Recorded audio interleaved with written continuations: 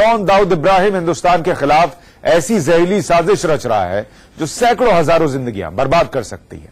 यह साजिश किसी बम, बारूद या आतंकी हमले की नहीं, बल्कि हिंदुस्तान के नौजवानों के नस नस में मीठा जहर फैलाने की है। गुजरात में रविवार को 4,000 करोड़ रुपए से भी ज्यादा के ड्रग्स को जब्त किया गया। यह जहर गुजरात के रास्ते देश के अलग अलग शहरों में पहुंचने वाला था। इसके लिए समंदर के रास्ते शिप से करीब 1,500 किलो हेरोइन भारत भेजी जा रही थी, पर भारतीय कोस्ट गार्ड की मुस्तैदी ने इस पूरी साजिश को नाकाम कर दिया। आज हम आपको बताएंगे कि दाऊद की डी कंपनी कैसे हिंदुस्तान में इस मीठे जहर का कारोबार फैलाती जा रही है। सबसे पहले यह रिपोर्ट देखें।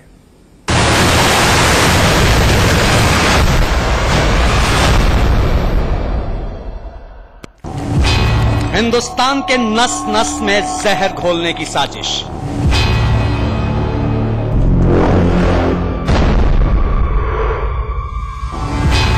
नौजवानों को नशे के दलदल में धकेलने की साजिश।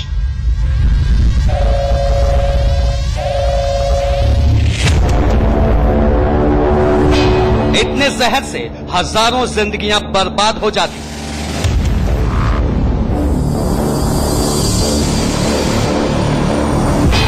4200 करोड़ के सफेद जहर का दाऊद कनेक्शन। जी हां, हिंदुस्तान का दुश्मन नंबर 1 दाऊद इब्राहिम अब देश के लाखों लोगों को मीठा जहर देकर बर्बाद करने की नई साजिश रच रहा है। दहशत का कारोबार करने वाला दाऊद देश में अब मीठे जहर की साजिश रच रहा है। देश में आतंकवाद फैलाने में नाकाम हुए तो अब वो ड्रग्स के जरिए देश के नौजवानों की नसों में जहर घोलना चाहता है। सुरक्षा एजेंसियों का मानना है कि दाऊद की इस जहरीली और खतरनाक साजिश के पीछे पाकिस्तान की खुफिया एजेंसी ISI हो सकती है। सबूत आपके सामने है। फर्श पर पड़े ये सफेद पैकेट्स देखिए। ये सफेद पैकेट्स बम बारूद से भी ज्यादा खतरनाक है। एक एक पैकेट 100 जिंदगियों को खराब करने के लिए काफी है। देखिए, यहां से वहां तक सैकड़ों पैकेट्स, एक एक बंडल कितने करीने से प्लास्टिक में पैक्ड है।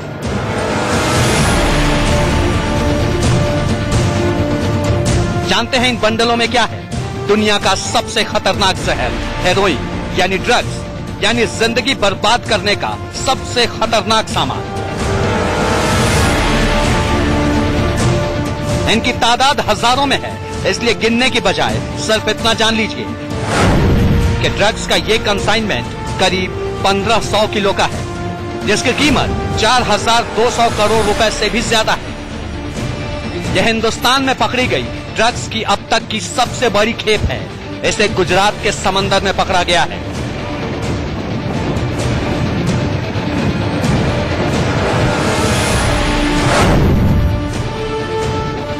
जिस जहर की चुटकी भर मात्रा जिंदगी को बर्बाद करने के लिए काफी है, अंदाजा लगाइए 1500 किलो ड्रग्स कितनों की जिंदगियां बर्बाद और तबाह कर देता, कितनी नस्लें तबाह हो जाती। 1500 किलो ड्रग्स अब तक की सबसे बड़ी खेप है, लेकिन कोस्ट गार्ड की मुस्तैदी ने इस मीठे जहर को देश में पहुंचने से पहले ही जब्त कर लिया।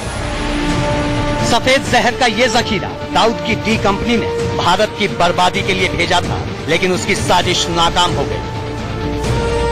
कहां से आया ये ड्रग्स, कैसे पहुंचा हिंदुस्तान के समंदर में, और इसमें दाऊद का क्या हाथ है, सब बताएंगे आपको। पर पहले ये जान लीजिए कि दाऊद की यह खतरनाक साजिश नाकाम कैसे हुई।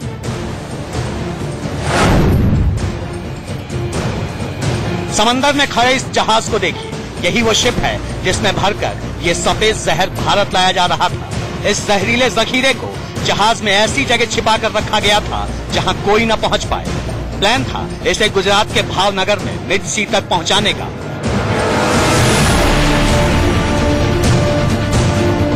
बड़े गुपचुप और शातिर तरीके से यह कंसाइनमेंट हिंदुस्तान के समंदर में दाखिल भी हो गया, पर ठिकाने तक नहीं पहुंच पाया, क्योंकि ऐन पहले इंडियन कोस्ट गार्ड को इसकी भनक लग गई और पूरी साजिश धरी की धरी रह गई।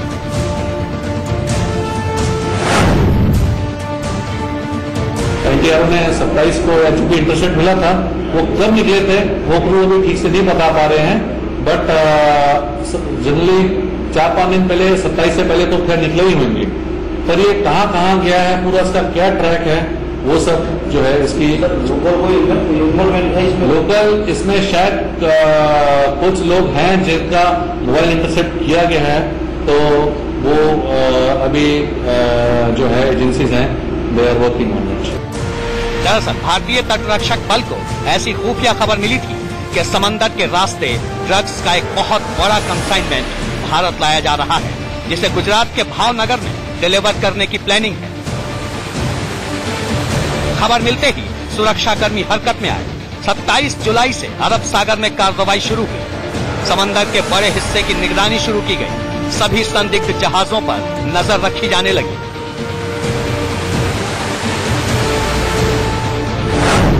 इस काम के लिए कोस्ट गार्ड ने अरब सागर में आईसीजी समुद्र पावक नाम का जहाज भेजा। उसके साथ नेवी के हेलीकॉप्टर भी ऑपरेशन में लगाए गए। 3 दिन की निगरानी के बाद नौसेना के हेलीकॉप्टर और जहाज की मदद से पहले तो इस मर्चेंट शिप की निशानदेही की गई, फिर सुरक्षा बलों ने अचानक शिप पर छापा मार दिया। जब कोस्ट गार्ड की टीम ने जहाज की गहराई से छानबीन की तो सामने आया इतना बड़ा जहरीला जखीरा।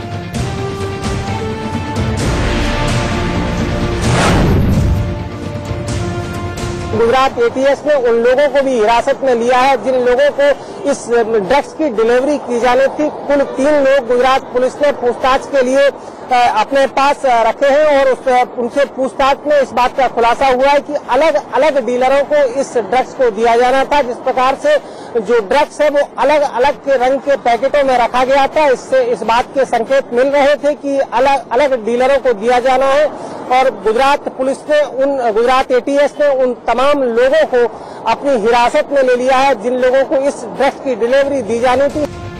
कोस्ट गार्ड के अधिकारियों के मुताबिक इस जहाज को गुजरात के एक ब्रेकिंग यार्ड लाया जा रहा था।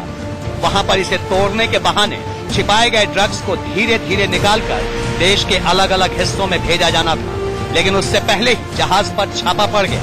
कोस्ट गार्ड ने इस मामले में जहाज के कप्तान समेत 8 क्रू मेंबर्स को गिरफ्तार कर लिया। देखिए, ये रहे वो आरोपी जो जहाज में सफेद जहर भरकर हिंदुस्तान ला रहे थे।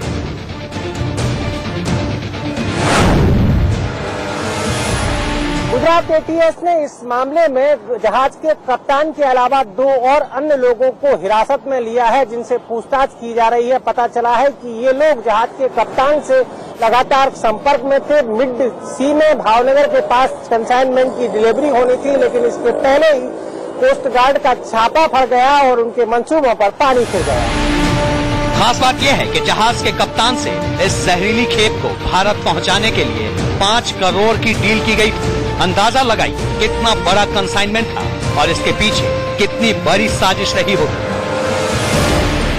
बिना किसी बड़े नेटवर्क के इतना ज्यादा ड्रग्स एक बार में लाया जाना मुमकिन ही नहीं।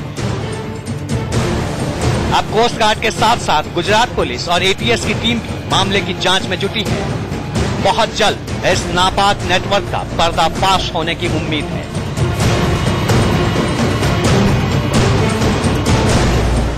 अहमदाबाद से अरविंद शर्मा और अजय जांड्याल के साथ bureau report, India news. Gujarat में ड्रग्स का इतना बड़ा कंसाइनमेंट किसने भेजा, इसकी जांच शुरू हो गई है। लेकिन जिस तरह से ये जहाज ईरान से पाकिस्तान होते हुए गुजरात के समंदर तक पहुंचा, उसे देखते हुए खुफिया एजेंसीज को शक है कि इसमें अंडरवर्ल्ड डॉन दाऊद और पाकिस्तान की खुफिया एजेंसी आईएसआई का हाथ हो सकता है। हाल के दिनों में दिल्ली से हैदराबाद तक करोड़ों रुपए के ड्रग्स बरामद किए जा चुके हैं। इनमें से कई मामलों में दाऊद के गुर्गों का नाम सामने भी आ चुका है। अब आपको बताते हैं कि साजिश की ये पूरी खेप ईरान से हिंदुस्तान पहुंची कैसे।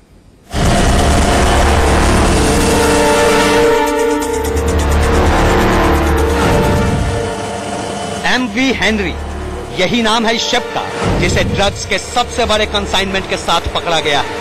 देखिए, जहाज के इस नीले हिस्से पर इसका नाम लिखा है। ऊपर लहराता झंडा देखिए, ये पनामा का फ्लैग है, लेकिन इसका ये मतलब नहीं कि ये जहाज पनामा से आया था। असल में हेनरी नाम का ये जहाज पनामा में सिर्फ रजिस्टर्ड है। इसका मालिक ईरान का रहने वाला है। हेनरी जहाज के मालिक का नाम मोरानी बताया जा रहा है, जो ईरानी है, जबकि जहाज का कप्तान सुरप्रीत तिवारी कोलकाता का रहने वाला है। हालांकि अभी तक ये साफ नहीं हो पाया है कि जहाज के कप्तान सुरप्रीत का जहाज के मालिक मोरानी से कितना घनिष्ठ रिश्ता है और क्या वो पहले भी ड्रग्स का ऐसा कंसाइनमेंट भारत ला चुका है। पर जिस तरह बिना किसी हील हुज्जत के जहाज का कप्तान ये ड्रग्स लेकर भारत आ रहा था, उससे ये तो जाहिर है कि उसे न सिर्फ इस जहर की पूरी जानकारी थी, बल्कि वो बिना किसी दबाव के तस्करी के खेल में शामिल था।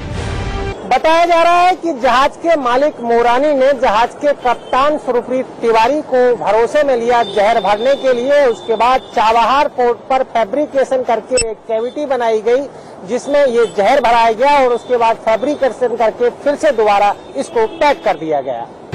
दरअसल समंदर में बढ़ती निगरानी और चेकिंग की वजह से ड्रग्स स्मगलर अपने कारोबार के लिए नए नए तरीके ढूंढते रहते हैं।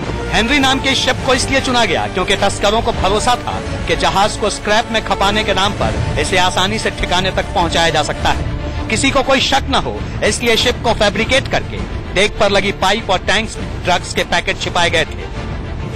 ये पूरा कंसाइनमेंट ईरान के चाबहार पोर्ट पर जहाज में लोड किया गया। मैप पर देखिए, यहाँ है ईरान का चाबहार पोर्ट जहाँ शिप पर ड्रग्स के पैकेट लोड किए गए। जहाज के कप्तान को पहले ये माल मिस्र ले जाने को कहा गया, लेकिन रास्ते में प्लान बदल दिया गया और सैटेलाइट फोन पर कप्तान को इसे गुजरात के भावनगर ले जाने को कहा गया। अब सवाल ये उठता है कि क्या जहाज का कप्तान सच बोल रहा है? क्या वाकई पूरा कंसाइनमेंट ईरान के चाबहार पोर्ट पर ही लोड किया गया? सवाल इसलिए क्योंकि खुफिया एजेंसियों को पक्की खबर मिली है कि इस सफेद जहर को भारत भेजने का mastermind underworld don Dawood Ibrahim है, जो पाकिस्तान की खुफिया एजेंसी ISI की मदद से ये ड्रग्स भारत भेज रहा था। शक इसलिए भी गहरा हो जाता है क्योंकि ईरान से आते वक्त हेनरी जहाज पाकिस्तान के कराची बंदरगाह पर भी रुका था। हो सकता है कि कराची बंदरगाह पर जहाज में कोई फेरबदल किया गया हो। अगर ऐसा हुआ है तो इस पूरे मामले में दाऊद और ISI का हाथ होने की आशंका और बढ़ जाती है। ISI वगैरह एक्सेट्रा वो तो काफी तरीके से ये बिजनेस करते हैं। ये हिमानगर का एक टीप पकड़ा गया है, इसे कई गुना ये तो ट्रैफिक चलता रहता है, हर रोज चलता रहता है। वहाँ interested people they are there, they may be Pakistan takes advantage of India.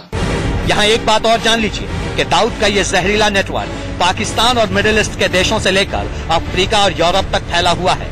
Hindustan में तो दाऊद के नशीले नेटवर्क की जड़ें काफी गहरी हैं।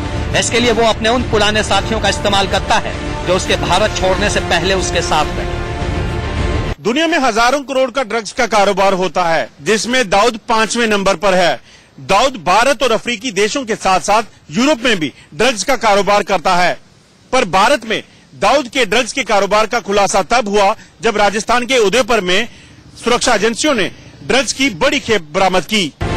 उदयपुर से ड्रग्स की जो खेप पकड़ी गई, अंतर्राष्ट्रीय बाजार में उसकी कीमत करीब 4,500 करोड़ रुपए थी। इस सिलसिले में पुलिस ने सुभाष दुधानी नाम के शख्स को गिरफ्तार किया था। ड्रग्स की ये खेप अगर सप्लाई हो जाती तो आप अंदाजा भी नहीं लगा सकते कि ये कहां कहां पहुंच जाती। ड्रग्स माफिया का जाल इतना बड़ा है कि वो बड़ी आसानी से इसे कश्मीर से कन्याकुमारी तक पहुंचा सकते हैं।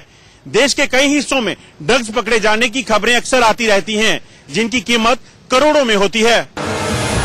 सुभाष दुधानी की गिरफ्तारी के बाद जांच एजेंसियों को ये भरोसा नहीं हुआ कि सुभाष दुधानी बिना किसी बड़े नेटवर्क की मदद के ड्रग्स का इतना बड़ा रैकेट चला सकता है। जितनी बड़ी मात्रा में ड्रग्स पकड़े गए थे, उससे ये साफ था कि इसका किंग कोई और है। लिहाजा एजेंसियों ने एक के बाद एक नशे के इस कारोबार के नेटवर्क को जोड़ना शुरू किया और जब कड़ियां जुड़ी तो सामने आया वो चेहरा जिसकी हिंदुस्तान को सालों से तलाश है, दाऊद इब्राहिम। अहमदाबाद से अरविंद शर्मा और अजय जांडियाल के साथ bureau report, India news. Uttar Pradesh में पुलिस की नाकामी और बदनामी का सिलसिला पुराना है। आज हम आपको यूपी पुलिस की दो बड़ी तस्वीरें दिखाने जा रहे हैं। एक जगह पुलिस थाने में ही दरोगा की जमकर पिटाई हो गई है और दूसरी तस्वीर आपको बताएगी कि कैसे पुलिस फरियादी पर ही दबंगई दिखाने लग जाती है उत्तर प्रदेश में। सही कहा। ये है पहली तस्वीर। बिल्कुल बिल्कुल चालान क्यों नहीं? चालान ये दूसरी और ये रही तीसरी तस्वीर। यूपी की ये तीन तस्वीरें योगी पुलिस पर बड़े सवाल खड़े करती हैं। पहली तस्वीर औरैया की है, जहां एक दबंग बीजेपी नेता की गाड़ी रोकना पुलिस पर भारी पड़ गया। दूसरी तस्वीर पीलीभीत की है, जहां चौकी इंचार्ज कुर्सी पर बैठकर फोन पर बात कर रहा है और बुजुर्ग फरियादी उसके चरणों में गिरकर इंसाफ की गुहार लगा रहा है। और तीसरी तस्वीर कानपुर की है, जहां लोगों ने एक दरोगा पर हमला बोल दिया। अब आपको तीनों तस्वीरें एक एक करके दिखाते हैं।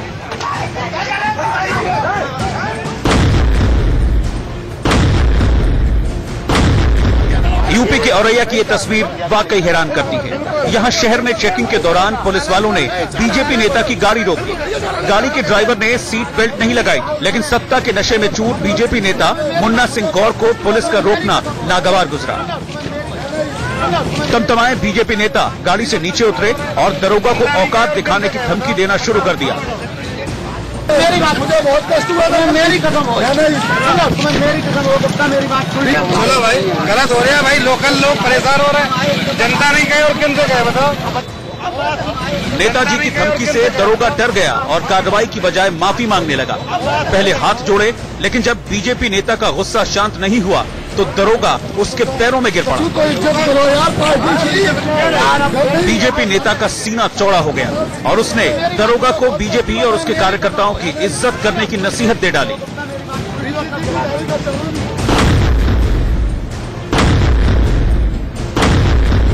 यूपी की जो पुलिस दबंगों के सामने नतमस्तक हो जाती है, उसकी एक और तस्वीर देखिए।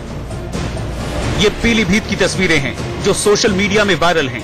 यहाँ एक चौकी इंचार्ज कुर्सी पर बैठकर पूरी अकड़ में फोन पर बात कर रहा है और बुजुर्ग फरियादी उसके पैरों में गिरकर इंसाफ की गुहार लगा रहा है। फरियादी कई मिनट तक उसके पैरों में गिरा रहा, लेकिन अहंकार में चूर ये चौकी इंचार्ज आराम से फोन पर बात करता रहा।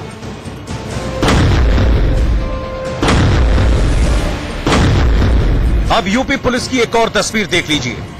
यहाँ महिलाओं ने चौकी में घुसकर पुलिस वालों की पिटाई कर दी।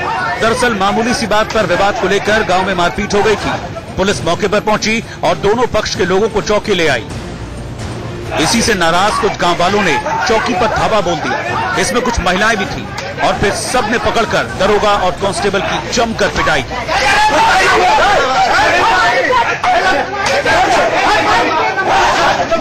कानपुर से राहुल वाजपेयी, पीलीभीत से विभव के साथ सुरेश मिश्रा, औरैया, इंडिया न्यूज।